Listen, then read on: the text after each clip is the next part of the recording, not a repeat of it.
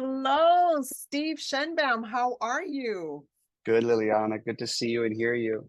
So we're excited to have you on the podcast. Are you ready to pour into our listeners? I'm ready to have an awesome conversation with you, and thank you for this opportunity and this platform. So tell us a bit about your path to leadership and what you're doing now. I'll try to be as concise as possible. I'll first say the path has been really imperfect. I think that's important to acknowledge to everyone so they don't, look and think everyone's doing great and they're not. But my journey started actually really with falling in love with this concept called improvisation in college. I was a theater major and performance studies major, and I really love the power of humor and using humor in a positive way to lift people up. So my path really started by taking theater and improv classes and realizing that improvisation could be a way to teach so people could care about a message and remember it. So that began my journey in leadership, less about entertainment and more about how we can grow together and allow people to not just care about a message, but to remember the message. Part of my journey was I was an actor for many years in Hollywood. I never loved the craft, but I did enjoy creativity. And I enjoyed, like I said, the power of humor. So I leaned into that and started to work with college and professional athletes and corporations and the military, again, using improvisation and role play and game dynamics as a way to get a message across. So we're not just acting authentic, but being authentic. As an educator, most educators are really frustrated performers, right? Mm, And so this absolutely speaks to me because we know through neuroscience that yeah, we learn most when our stress level is low. Our stress yeah. level is low when we're laughing, when we're engaging. And I love this game dynamic because it really does anchor in the learning when we're emotionally connected, where we're relaxed and laughing and enjoying things. So I love this. Thank you. I could not have said it better myself. I love that you shared it. Even when you shared that, Liliana, like your tone and your sound and your rhythm is important to acknowledge. Like I know we have listeners that follow you, and I really want to encourage all of us something. You asked me like, how did I start in leadership? And my first answer was, it's imperfect. I don't even know if that's the right, that like I forced that in because it's so important to let everyone know, stop with the idolatry, stop with the comparison. But I did want to share, I love how you said that and the way you said it, because I want to encourage your listeners and viewers. You don't have to overplay interactivity. You do not have to overplay engagement. I think that's the issue, actually.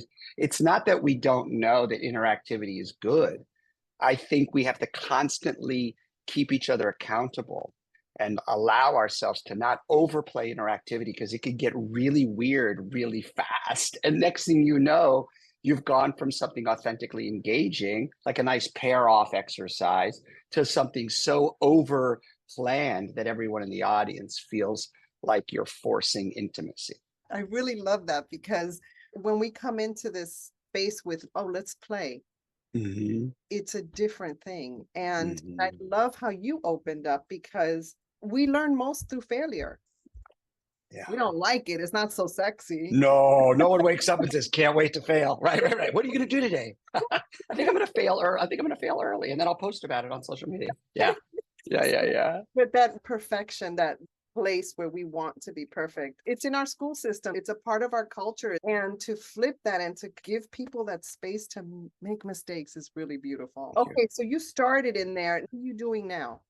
Well, the company is called Game On Nation. I love that you said play. We'll get back to that. So we're based in Bradenton, Florida. I've been running Game On for, I can't believe this, 28 years. So like more than half my life. And the focus now is connection. That's really what we're leaning into. We're not trying to be everything to everybody. We're really into outsourcing and referring experts who have authority when we can't do it. So in leadership and communication, it's really easy for clients to say, hey, can you do this? And then you put the phone down, you look at your team and you're like, I guess. And then you build the plane in the air. And I'm not into that. I'm not into acting like a surgeon if I don't have the degree. So we focus specifically on connection through two ways. One is through team building and the other is through communication. Those are our two areas that we focus on. And the three audiences that we're really doing a lot of work with now are the military, special operations, particularly corporations, and college and professional sports teams. Those are our three buckets. And yeah, we've got about 8 full-time staff members here in Bradenton, and we have about 10 consultants that teach our curriculum throughout the country. This is the work of my soul. You're awesome. And I love that you have your client's best interest at heart. It just shines through, because just the fact that you said, we're not experts in this area, we're willing to refer other people, which says to me, you have their best interest at heart. So the listeners who are tuning in should absolutely connect with you, because it's a win-win there. It really is. I hope we can stay on this for a second. I haven't always done this, but I've learned the hard way, because you talked about failure. I talked about imperfection. Listen, you're having difficulty with revenue generating, especially during COVID and the challenge of being a training company. And now we're dealing with all sorts of challenges, some of which are way beyond being able to teach game on. I want to acknowledge that. But I've learned over, say, the last 10 years to have humility, and it'll come back. And when you try to be someone you're not, you're taking the space away from someone that has earned the right to be in that space. I'll give you examples.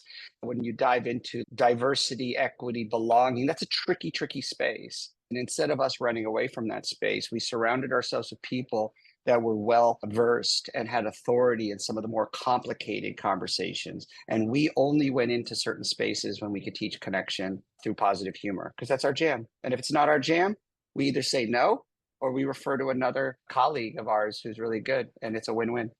And I did take a scroll through your team, and I love diversity. That's super important. So, Steve, I always listen for certain words. And you said a word that to me is very important in leadership, and you said humility. We don't run towards humility, but what I discovered in my own personal journey is that humility and wisdom are very connected. It's good. It's really good. I really believe you can't have wisdom without humility. And I love that. It's a double-edged sword, right? Because we don't like humility much. But if we do embrace it and we lean towards it and learn whatever we need to learn, my goodness, our wisdom is amplified. Yeah.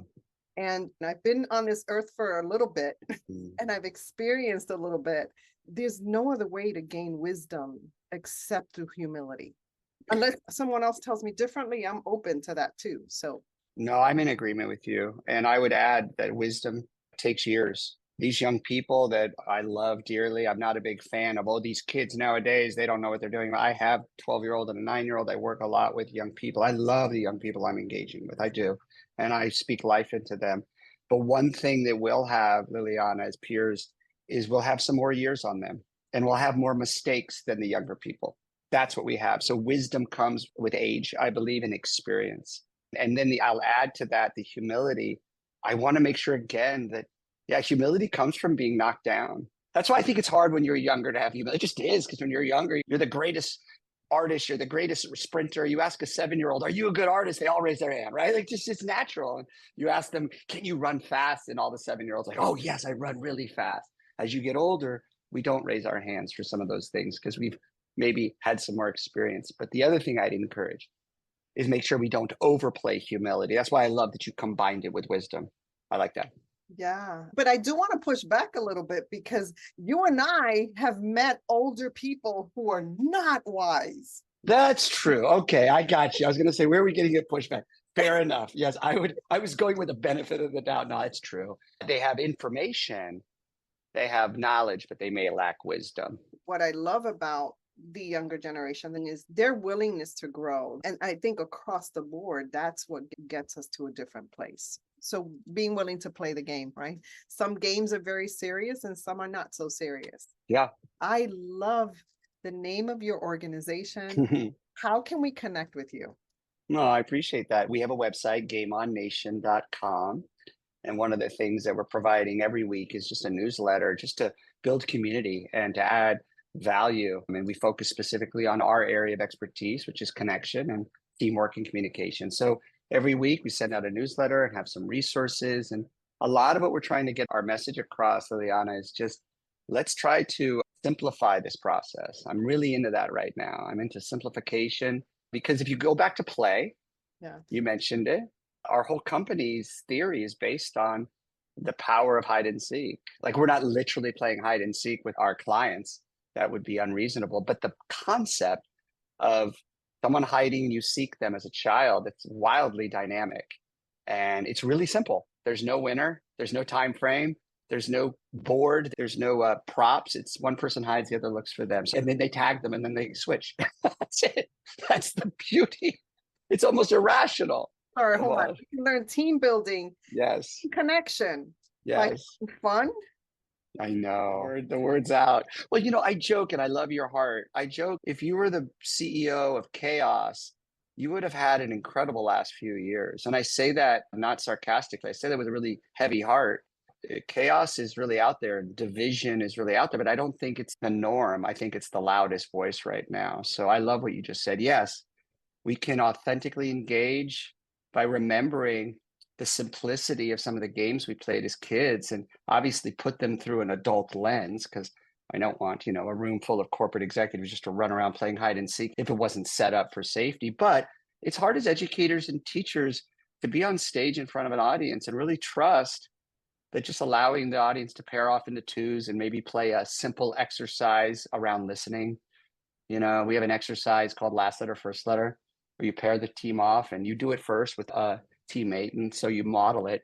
And then you ask each pair just to start the sentence with the last letter of the person's last word. You talk for a little while, and then that person starts with the last letter of the other person's last word. And as basic as that is, it's incredible how locked in people get. And then you have a nice gateway discussion about the power of listening and empathy. And then you give some takeaways, and then you have some practical good to do's, and then you move on. Even though it's so simple, it is a deep dive into listening. And I really appreciate that. So, as a leader, how should we be thinking? Because team building and communication are really key. And this is the struggle in a lot of organizations. So, how should we be thinking to shift our rigidity? Because sometimes Yeah. are. I don't have a perfect answer, but one thing that comes to mind when you asked that question was I can only speak for me. I'm leading better when I'm working first on, and I'm going to keep this really simple. So this is one of these exercises, Liliana, where I'm going to try to answer a profound question with total simplicity, knowing that the audience may not give me a standing ovation because it's not that radical. I would say when I lead well, it's when I've rested well, when I've eaten well, and when I've done a little bit of physical exercise. I mean it. My ego wants to give you a profound answer and give a quote and reference a book I read, and hopefully the audience says, "Oh, that was so good." No, I think that's where we get off track.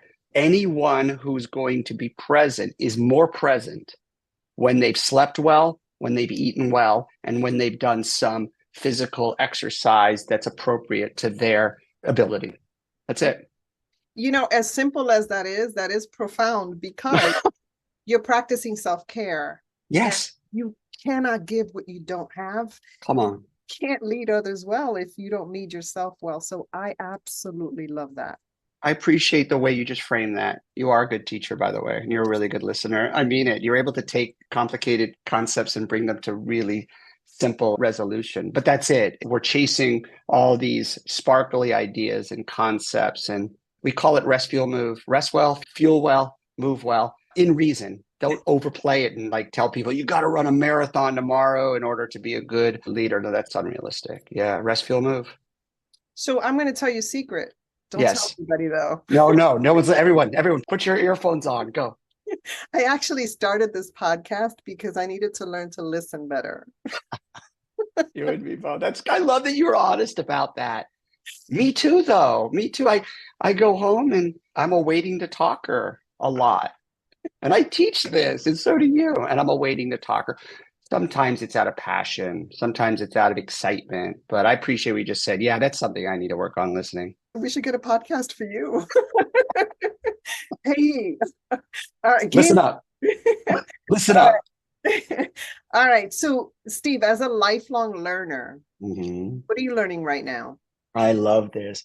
I'm learning to not overplay my talents. I'm good at what I do. I'm not going to fake humility. I am humble, but I'm also confident in what I do. I've been doing it a very, very long time. But I am in a place now where I have to be careful. And I'll give an example. I enjoy teaching large groups and doing improvisation. And when I do improvisation, I've been doing this so long, I can see sometimes people's talents, and I'm very encouraging. Well, I'm learning to not stop there. And I'm learning to be aware of sometimes I can be so encouraging that it could become a deficit. For example, if you encourage so much, you could start to enable people. And then I lack the confidence and courage to tell people what they don't want to hear, which is sometimes what you need to do as a leader, as a parent, and as an elder who's trying to be wise. So that's it. So Not overplay my talents. as a coach, I understand that you want to encourage because you're the cheerleader, but you also need to speak the truth in love. And I think audiences guard is up, Liliana. I think, we've progressing and people are a little bit more apprehensive about what is true information, what is disinformation. There's just all sorts of apprehension. So they're reading sincerity. I think they're tuned in more, at least the audiences I've been working with, and they're starving for people that are not just acting authentic, but are actually being authentic. So yeah, that's my journey right now for the next, I'd say at least this year, is to just make sure my encouragement muscle doesn't get overplayed, my compassionate muscle doesn't get overplayed, because they can. And when they do, it's actually a real deficit. Yeah. All right. So, Steve, when you think of leadership today, Mm-hmm. what most concerns you and what are you most hopeful about?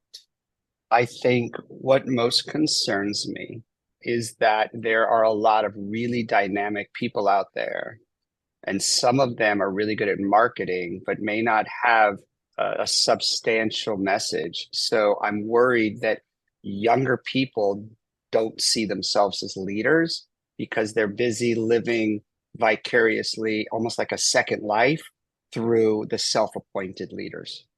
Hmm.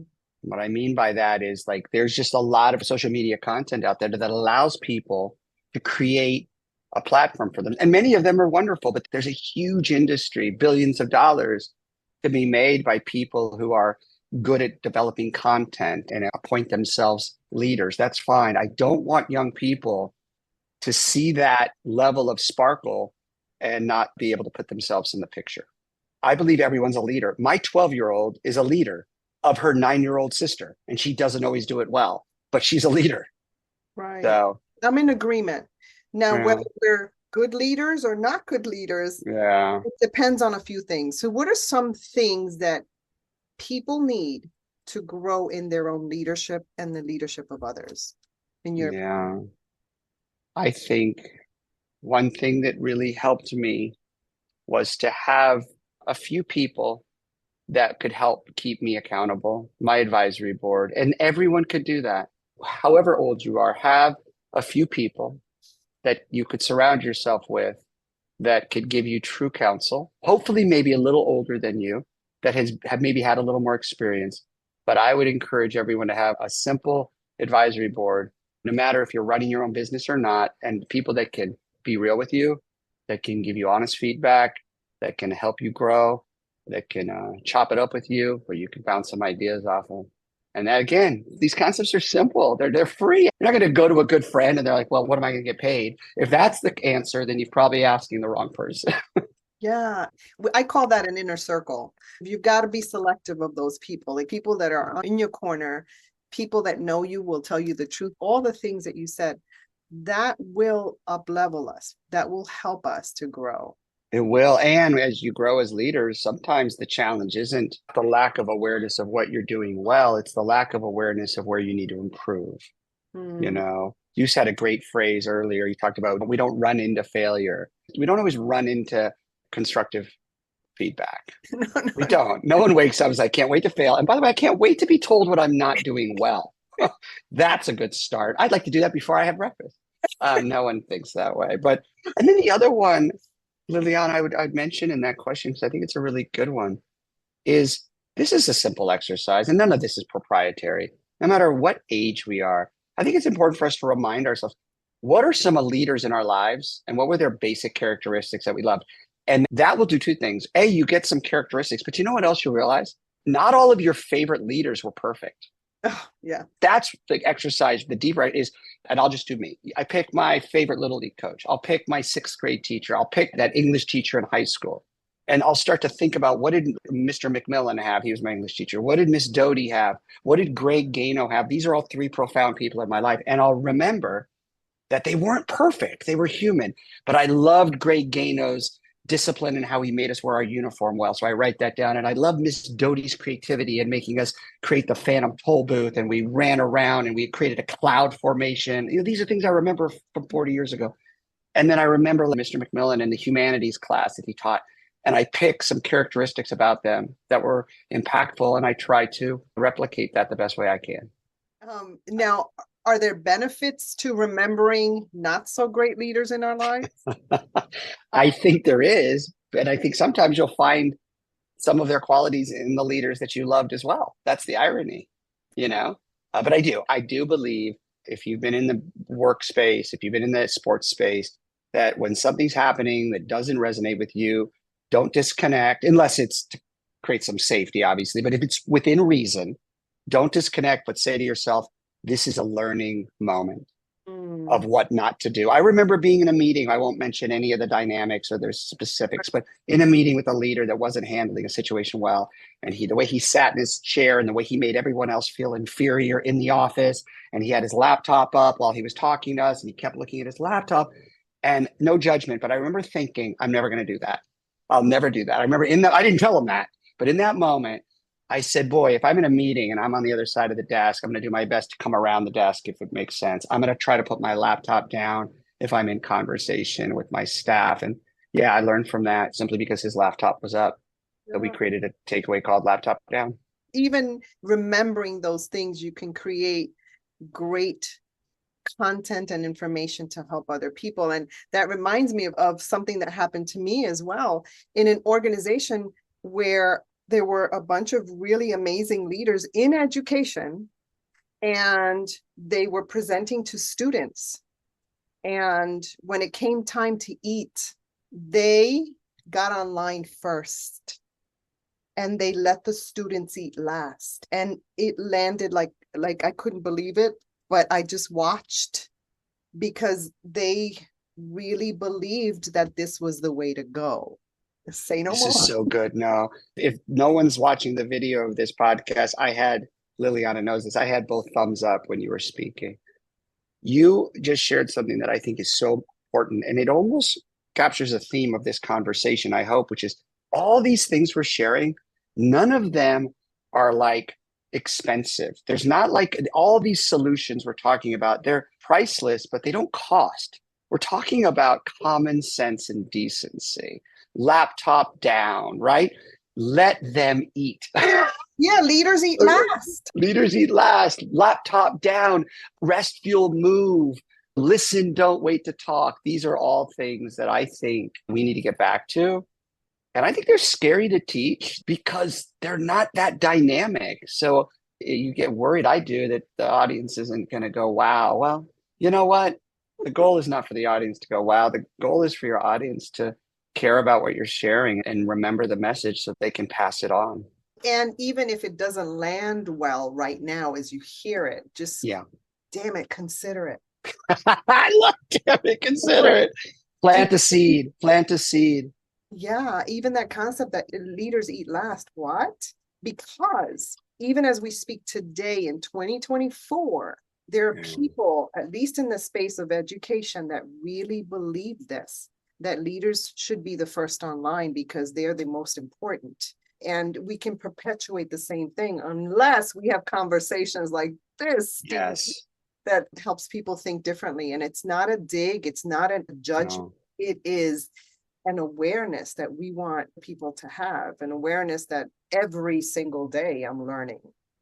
And I want to be in the space where if there's a pushback or something doesn't feel right, that I sit and really reflect on it, or at least have that inner circle that tells me, hey, you need to think. That's it. That's really good, Lilia. The hey, that's it. That inner circle will give you some feedback because you didn't see it. Yeah. And that's the accountability that we need. He reminded me of something, and it's not my epiphany, it was someone else. During the COVID time, we were doing a lot of virtual training. We were doing our best to like step in and do what we could do to honor a client, but also continue to make sure our company survives. And a lot of companies started doing lunch and learns. And I remember talking to an accountability coach of mine, one of my inner circle, and he just said, Steve, why are they even doing lunch and learns? Why don't they just let their staff eat lunch? Mm, And I thought about that. And so we had a discussion with the point of contact at the company. And I mentioned it. I said, hey, I'm just wondering, are we forcing this? mm. A lot of people are under stress. We're doing these lunch and learns. We're getting paid. So I'm all for it. I'm like, ooh, we get to teach a virtual session. We get to generate a little revenue and I can pay my staff and not furlough them. And then I just said, does it even make sense to do a lunch and learn? And they stopped it. Sometimes you just need someone who is outside the situation, but in your circle to go, why are we teaching a session from 12 to 12:45? You know what, Steve, even from the beginning, when we first started talking, it was real clear that you are considerate of people. You're considerate of your clients, and it just shows. So Oh, I thank you. really am so grateful. So, okay, we have a surprise question. Uh-oh, here we go. Game on. All right. Yeah. I love it. So I use her question a lot. Love this. It comes from Watchin Yano. She wants to know, what is one leadership failure that turned out to be the biggest lesson for you? Oh my goodness. Isn't that good? It's really good. And I don't want to rush into it. It's funny. I've got a few, but I want to answer one. I would say it was recent. It was right after we came back from COVID. And it connects back to a lot of what we just discussed, this overplay. I wanted to be compassionate to my staff, and that compassion got overplayed. And instead of me telling my team some of the things they needed to hear, I did not want to add any burden to them. So I want to try to make this clear so the listeners and the person who asked this question can maybe take something from this. I didn't sit down with my core staff to find out what is it you need. Instead, I assumed what they needed. Basically, one specific staff member, I gave them more responsibility, a bigger title, because that's what I assumed was what they were craving. And what ended up happening was that added a burden and a level of responsibility this staff member was not looking for. And if I would have stopped and remembered that people are incentivized in different ways, some people are incentivized with a promotion and more pay. Some people are incentivized with more time to be with their family. Some people are incentivized with more responsibility, and others are incentivized with more space and they want to check in and they want to check out. And all of those are okay. So my answer is I assumed this is what they needed. I provided it, and not everyone received it the way I assumed. And if I would have stopped and said, what is it that you need right now? I would have had a way easier road. An important question, Steve. And it goes back to how important listening is, right? Deep. Yeah. So, Well, you said too, like, hey, hey, hey. And I'll just add, mhm. sometimes leaders, the answer is just ask. Ask them. I know it sounds so basic, but like, now granted, all of this is complicated when it gets complicated, but we're talking within reason. Ask them. Go to your staff and say, what is it you need? What are you craving right now? How can I help you? How can I provide? You'll be astounded. Sometimes they'll say, I just want some more professional development. Sometimes they'll say, I want to get on the road because I enjoy traveling. Some might say, please don't put me on the road. I want to be home with my family. Ask them. That's the answer. Ask the questions. And so it reminds me of the second reason I started the podcast is because I needed to learn to ask better questions. Thank you so much. So as a listener of this podcast, Steve, what's a question that you would like a future leadership guest to respond to? Like, what are you curious about?